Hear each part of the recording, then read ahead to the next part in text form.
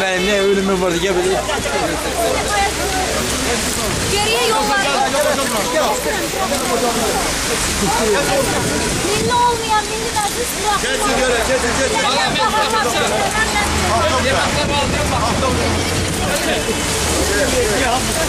Ben eve gitmek istiyorum. Nereye yapalım?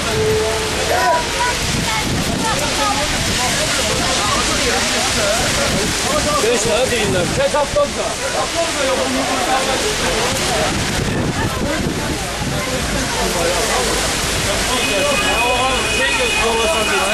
Ne yazıyorsun sen? Sen de sen olmaz adına. Sen gel haftamız gel. Gel yola sana da. Gel haftamız.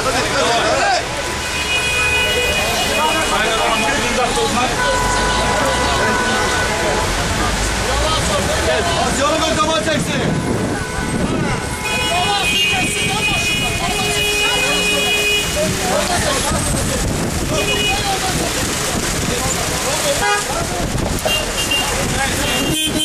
Ne gel abi?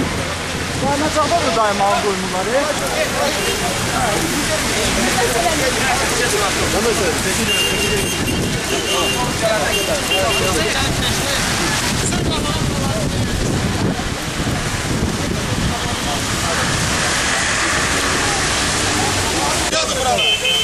Türkiye'nin aslanım şartlar kıyabam. Söyle diyanmak olmaz.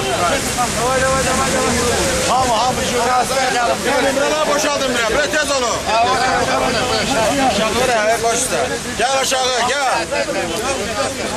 Gel aşağı göre. Düş. Buranın andatalım da. Hadi isterim ben orada buram. Düşün.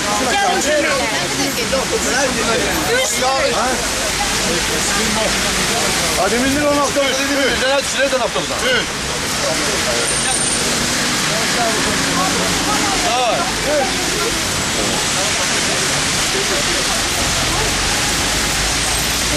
Başta. Ne yaşlı? Tələbiniz nədir? Yox, tələb odur ki, parlament buraxılmalıdır və bu qanunun da müzakirədən çıxarılmalıdır. Güman edirik ki, çıxarılacaq. Yəni indi etiraz aksiyasında nə tələb eləyəcəksiniz, nə ümumiyyətlə? Bu qətnamə qəbul olunub elan olunubdur. Yəqin havaya görə mənə gəlir ki, burada bu kesin içərisində heykəlin yanında tutacaqlar. Amma nə fərq var, mən gəldim elan elədim. Yeni parlament seçkiləri tələb olunur və demək bu məlum qanun layihəsi çıxarılır ötəcək. O da müzakirədən çıxarılır. Əgər çıxarılmasa davam etdirilecək.